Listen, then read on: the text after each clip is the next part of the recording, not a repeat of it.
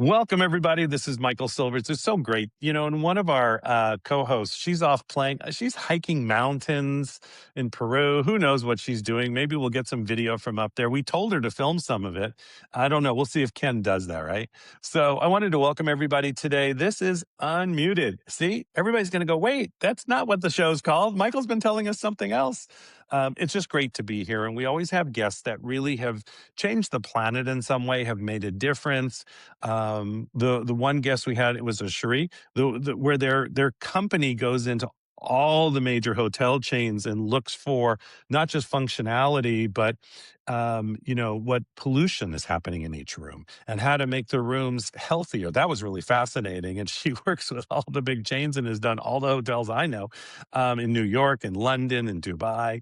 But the shows are great because it's interactive and it's about communication. And some of the people we've known before, some of the people we've never met before.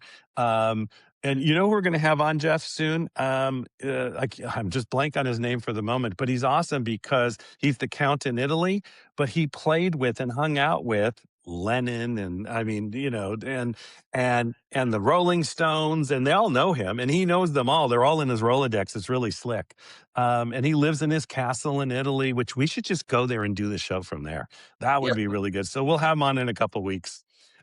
So I wanted to thank everybody for being on here today. Again, my wonderful co-host Jeff Ross is here. Sandy Grigsby is not with us today, and I'm going to let Jeff do the introduction. Gail, who's with us here, Gail, hi, Gail. Hello. I've known for a long time, and my business partner Mary Glorfield has known her probably for longer. And she has had many reiterations of her life. She has, through the speakers she's worked with and what she's created, changed millions of lives, made a difference in millions of people around the planet on more continents than you would know. And that's really what life's about. And who knows where this conversation is going to go, because what she's doing today is fascinating to me. And I know a lot of you are like, what? Because sometimes we take bends in our career, we make choices, we make decisions. Jeff, over to you. Thank you, Michael. And Gail, it's actually great to connect with you. And I know that you're doing something in the tiny home space right now.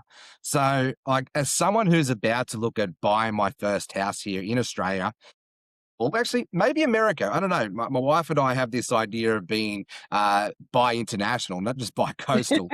Maybe a place here in Australia, maybe we have a place in America. Tiny homes is something that's been fascinating us as well. We've looked at everything from, building homes out of container ships and all of that and everything in between. So I'm curious, like, what is the fascination around tiny homes at the moment? Well, there's a lot of different things, Jeff, that are fast. First, Tiny Home Nation, the TV show with Zach, and they've been on for what, 10, 15 years now. And they haven't even done a new show in like 9 years, but they're on every single day on HGTV. They have a new program coming out called like Tiny Homes Revisited or something. And I think the fascination is always, one, they're cool. Everybody Mm, wanted to live in a they're playhouse when different. they were little, they're different, but they're becoming, especially here in America, and they're becoming really big where you are in Australia. Like, we Hmm. actually have the domain for Australia. We have people who wanna start building our homes in Australia. It's a big thing, but people are downsizing. The what's happening in the economy is crazy. People can't afford their homes anymore. So we're filling this huge need with tiny homes where people can downsize. They're putting them up in the mountains as their cabin. They're putting them in Mm, backyards as guest homes. Kids are putting them in the backyard for their parents. Parents are putting them in the mm, backyard and helping their kids get their first home. Because, like where we are here in Arizona, you have almost a $400,000 like starter home. And they can yeah, go into our right. homes for Yeah, 110. and that the point you just made there about, parents buying houses for kids and all that sort of thing, like, Yeah. I've got a 14-year-old, a 13-year-old, and a 9-year-old, and that's exactly what Sarah and I are looking at. Uh-huh. We're looking at the whole conversation around with the cost of living, with the real estate going through the roof, Yep. like how are our kids going to even get ahead right now? And so we're looking for maybe like a 20-acre, 30-acre block of land would be the ideal scenario. We can have our house up this end of the paddock. They can have their house way You can down have the the end of big house, the kids the can all have a tiny house. paddock. You're not So, alone at so is all. that what you're seeing in your community? Pardon me? Is that what you're seeing in your community? Like, is that the sort of like the growth that's happening right now? We're seeing it everywhere. We're seeing people want a homestead. We're seeing people want to have their own family compounds. We've got, and in a lot of municipalities, especially here now, like in Los Angeles, you can have as many as 4 in your backyard as an ADU. San Diego, I've got a meeting this coming week with the city of Phoenix. We've been working with municipalities all over the United States, making these homes legal as an accessory dwelling unit, a guest house, a casita, whatever you want to call it, a granny flat. But also like the city of Ojai, they just put in the city of Ojai just made them legal as a single family residence or a guest house. And the city contacted us and said, "Okay, we have this one piece of property. We need 5 houses on it. How fast can you get us those?" Because we pushed it through. We made it Wow. we made it all legal. Now they're calling us saying, "Give us the homes." And and then you've got people who are losing their homes in fires and disasters and hurricanes. And we're working with some people in Puerto Rico to be able to start developing in Puerto Rico. I mean, the hurricane there was, I think, in 2016 or 17, and so many of these people still don't have a home. They've Mm. got blue tarps over a couple of walls, and that's just how they're living, and it's terrible. And so we're looking at, finding another way to make our little difference in other people's lives. So, because that's part of what you did, through your career is, you made a difference. You really, I want you to talk about a little bit of I got a million questions about tiny homes. We could do that all day long. Right? I wanna, because right away I'm thinking, "Wait, okay, so what about those on a septic system and how easy it is and where do they start?" Blah, and we could, Oh man, I and got I know answers those for are all of questions. that, Michael. I can tell you every single thing about all those I knew things. it. It's I crazy. knew it. And I so got you. I'm going to start with a simple thing. And then I do want to know a little bit about sort of the career you had before, because it's fascinating, sort of who you worked with and putting people on stages and why you did that. Because I know it's like herding cats. Um, It's but, when it comes to a tiny home, just what is typically, because I've heard this, we've had people talk about tiny homes because we have a lot of people also in real estate. We're going to do a real estate Jeff, right? Do we have Gail set? We're doing a real estate summit next month, a virtual. So Well, yeah, you we should got put me Gail. on there because yeah. We'll have you on that show. Okay. I'd love that. Okay. So I just suddenly thought the LA Tribune is doing a real estate virtual summit. It's the first it'll be, and yeah, this is great. But what is really the entry point for a tiny home? And then how high up does that go? Then we're going to swing into, I want to know a little bit about your background. Okay. Question.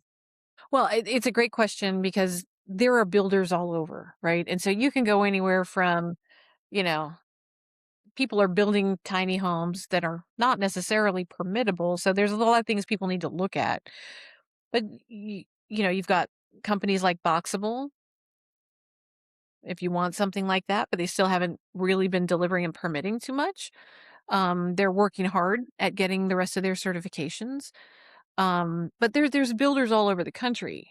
So you can go anywhere from for us with our company, about 75 to 150. We're in a great median price point. You can get a 25-year mortgage on all of our homes with as little as 5% down, so we make it really attainable. Kind of throwing out the word affordable. Affordable housing means, I don't know, it's just got a connotation. But what we're creating really is attainable housing. And and you already have all the bells and whistles. So like if you buy something with United Tiny Homes, you've already got quartz countertops and soft close cabinetry and all of that. And we take you all the way through the permitting process so that you can actually have your home. Um, and we're working with park owners, right? Who are taking RV parks and turning them into tiny home communities. We're working with mobile home. Yeah, we're working with mobile home groups. Like I've been speaking at a lot of the manufactured housing conferences and talking about this. And you've got mobile home communities that are falling apart, especially like here in Arizona. They're on every corner. and and they're so old and they're falling apart. And some of the parks are stuck on, well, I have to have, 1,500 square feet, but they Mm. charge a certain amount for that dirt. And so we're kind of going and going, we have people who would like to put a home there. Why do you care if it's 400 square feet or 1,200 square feet? You still make the same money. And now they're shifting. They're like, oh, well, I didn't think about that. They're so the norms for what housing has become is changing. And instead of buying a 250 or Interesting. a $300,000 mobile home, you can get a $120,000 single, one bedroom apartment tiny home and be so comfortable. And then you've got more space for outdoor living. You've got a space for the garden, a place for the dog to go, and you're not like right next to each other. So, I think I went on a tangent. Did that kind of answer your question? Well, No, but I think that's I'm gonna jump in for I just wanna finish this, and then I do wanna know just a little bit of your history. I think one thing that I hear because people always it's look at the industry we came from in personal development speaker, people go to the back table and there's, they're always afraid to make a decision or there's too many choices. Right. There's so many choices they don't know. So if I look at our property, we have plenty of space there for a tiny home. That's why we've thought about this in the back. But I just want to know that I'm going to work with one person who's going to from the beginning, the permitting, the lending, whatever, all the way to that home is there and it's got whatever it needs. Yeah, right. see, I think that's the important piece. I don't want to have to go to 20 different people. I Yeah. know in the tiny home world, there's a little bit about now bringing in private money to do the lending, so you have less of the having to go through the banks, which are they're getting worse. So, They but you sort are. of do from step A to all the way through. We do, yeah, we actually we coined it our turnkey system to tiny home living. So from the day we order your steel till we hand you your keys, we walk you through the entire process. Um, Yeah. Wow. we've gone so far as to create a development company that'll be able to set your home, get it permitted, and do all the things that are necessary so that you don't have to try like there are some companies out there, it's like, okay, here's your house, figure it out. Here's a couple of people that might be able to help you. And some of that business is still a racket, Mm. and so we've been through like we're 5 years old this week, and we made a lot of mistakes, and we figured out a lot, like, and we've had some people who were like, we couldn't help them. Like you get into a contractor who's like, oh yeah, well my daughter's boyfriend's cousin's girlfriend has a hangnail, so I won't be there for another 3 weeks. And there's nothing you can do about it because that's the contractor that you paid, and then they hold you hostage for more money when the work's not done, and all the things that go on. So we decided, and a lot of this does come from my 35 years in another career. Is like we have to take care of these people from day one to the Mm. end, and and and they become our friends. And I could. we build. I mean, we have $39 million in orders right now. We'll get 100 plus homes out this year, but every single one will have a name on it. So when we do our build meeting in the morning, it's like, this is house Amy's house. This is Bill's house. This is so and so's house, and what's happening on each one. There's intention that goes into that. And when those people call in or we send them their weekly progress pictures of this, hey, look at this, your flooring looks so great. They're participating in their build and they understand and they know what's going on. It's not like waiting for 6 months to see if you get a house. And Mm. there's a lot of I could. fraud out there too. Yeah, but with what you're describing though, I could see a lot of attention to detail and essentially the love that you're putting into each project.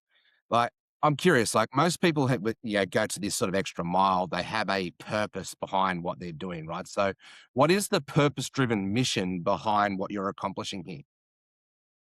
Well, we started in the middle of COVID. because we found a niche, like we found a need and we decided to fill this need. And for over 35 years, I've been playing this little part in making a difference in other people's lives and helping everybody else do that. And so now we're doing that. Like, we're giving people homes. We have a family in California that we put a house in their backyard for their mom, and they were paying $7,500 a month having her in assisted living. So we made the house their tiny home look exactly like their main home. We put it in the backyard for her, exactly what she needed. They started saving their family wealth. Their mom's health improved. She wasn't waiting to see if somebody was going to come by today or if she was going to have a ham and cheese sandwich for the third night in a row for dinner. And so now home health can come and help her with her medication and stuff, but she has her own space, but she's still part of the family. And it's made a huge difference in their entire That's family good. dynamics while saving their family wealth. That's the kind of stuff that just makes me happy. Yeah. So tell us a little bit about you, what you did before this, and how you sort of slipped into this. Well, hi, I'm Gail. um, I'm a personal, development junkie. Um, I started in 1988 with a guy named Brian Tracy, who you probably all know. Then I worked for a guy named Tony Robbins. I worked with both of them through all their hypergrowth. Robert Allen in real estate. Wayne Dyer was a friend until he died.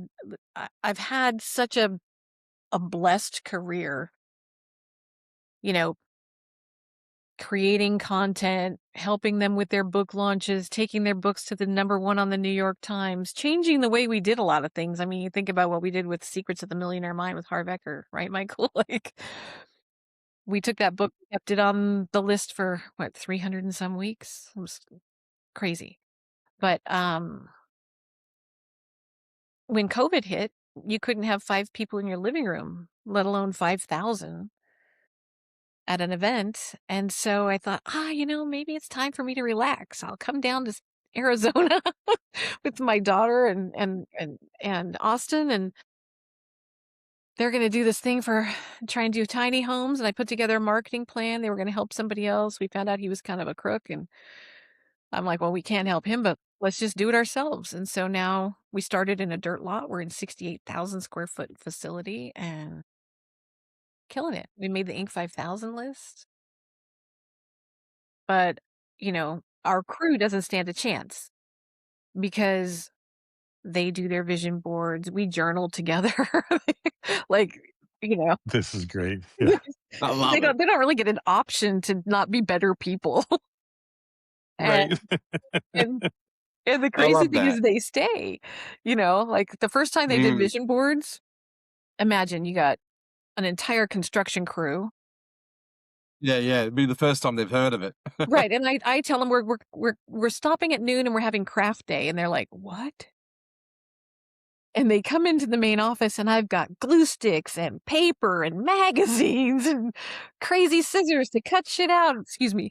And it was and they loved it. And now they're like, when are we updating? I'm gonna take mine home because I want to update it. And they're plastered along outside in the shop on the walls. And That's I beautiful. love that stuff too. Like, we're making a different culture. Yeah.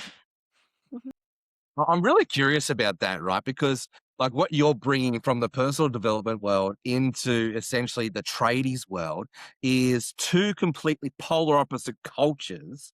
So how do you bridge the conversation? Like, how do you get people who might be a little bit closed off to division boards and personal development to get them to open up to it? How many of you, like, you just, Yeah. no, we just tell them, hey, this is going to be a cool thing. Check it out. And there's, Mm, we've had some people who, like, when we're journaling, we ask these really great questions. We have a list of questions that we journal together with. Things like, who do I need to be a better father? Or who yeah. do I need to be a better son? Or, different things like that. And then they have to write down those traits, and then they have to write them back down and say, I am. I am this, I am that, I am this. Mm, And then, you've got these big men tearing up and talking to each other. And there's just ways, you just get people to open up, and they become a better team, and they care. They like know that they learn things about each other they didn't know were important about each other. And I think that really builds a bond that they rely on as a team. yeah. I think Patrick Lencioni, he wrote a book about scale up. And he talks a lot about this human currency conversation Yeah. and bringing back the humanness of it all and bringing like the H2H, like human to human interaction of it all. And it sounds like that's what you're doing with your business at the moment, and helping to develop people as well as build the business. It's a beautiful thing. Yeah. Yeah, I was really blessed to learn from a lot of different people. Tony Shea, look at what he did, with Zappos, and he created such a great culture. So we're Mm, looking, What a young life too soon. oh man, I was supposed to see him two So 2 weeks after he passed. I was going to Vegas to see mm, him. yeah, it's amazing when we could go down that road of all the people we knew and worked with and are no longer here. It's pretty amazing, actually. But honestly, when Jim Rohn went, that was it. It was all over, anyways. So, but it's just it's been great to have you on. It's been great because there's that part of us. Really, what you're doing is you're just fulfilling your same mission. I That's am. what I hear. Yeah. mm. Yeah. And sometimes everybody out there listen to this, it will seem like you deviated greatly. It will seem, and sometimes you do because there's a shiny bubble pops up. You get caught by it. Oh my God, I can make a lot of money or I could do it. And but if you just look at your lane and what it's all about and we'll start vision boarding, right? Right. And where it's all going, right?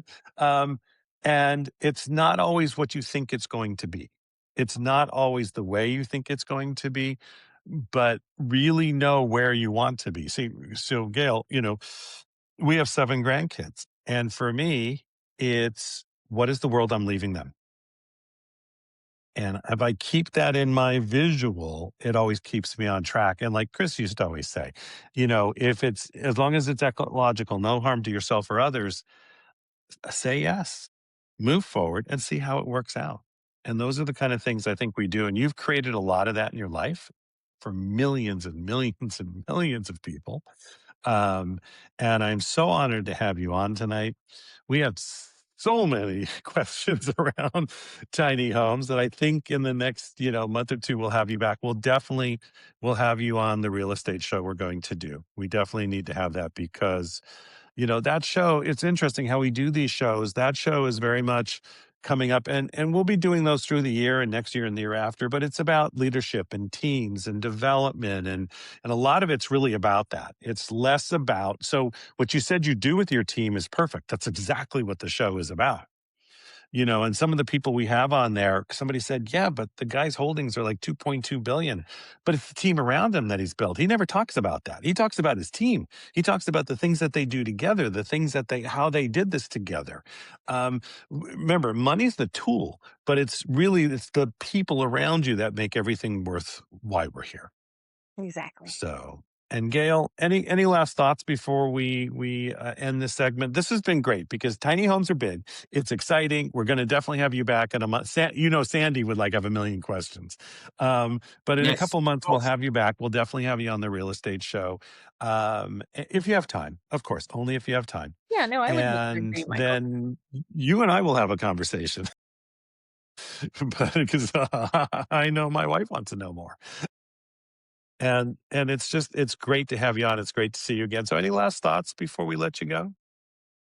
Um, I guess I love what you guys are doing in creating this unmuted, like you never know what kind of a conversation. So thank you for letting me be part of something cool that you're creating.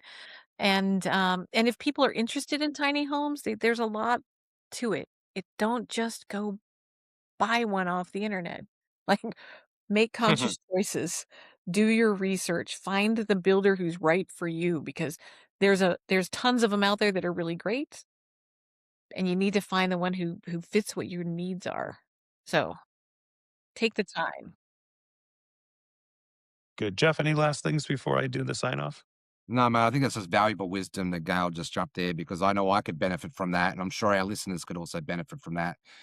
So do your research. Even, we'll make sure that Gail's notes, details are in the contact details below in all the show notes. So reach out to someone like Gail and Yeah, have a and chat and just like we explore have a the little options. download thing on our website that just is questions to ask if you're looking for one. It has I nothing love to do that. with us, but it's just a consumer guide of like things to ask your realtor, things to know about permitting, things to know that you need to know, things to ask yourself and other Yeah. people. Yeah. And it's all that whole realm of we don't know what we don't know what we don't know yet. And having someone like you as a guide on the journey is a very valuable asset in itself. Thank you. Appreciate you. And I know I'll be in touch down the road for sure. Okay. Awesome. Well, thank you, everybody. Yeah, thank you. Thank you, Gail. Thank you, Jeff. Thank you, everybody, for being on. This is Unmuted. It's really the place to be. It's where to hear the voices. It's really to bring out from different perspective, from different walks of life. And you never know what you're going to learn. It's all in the show notes. If you need to know more about Gail, it will all be there. Tiny homes are big. People are listening about them, but it's also what she's brought to her teams and the education, the training, and all of that. If you like this show, share it with a lot of people. Hit like and subscribe wherever you are. There's so many different platforms. You know, do the things. If you want to leave a wonderful comment for us, that's great. We love wonderful comments. We love any comment. We're always looking for education, information, and also be part of the solution is what you want to be every day. So for myself, Mr. Jeff Ross, Gail, thank you so much for being on. And Sandy, you're on a mountain somewhere, so you just have fun wherever you go. This is Michael Silvers with Unmuted. We'll talk to you all soon. Bye, everybody. Bye.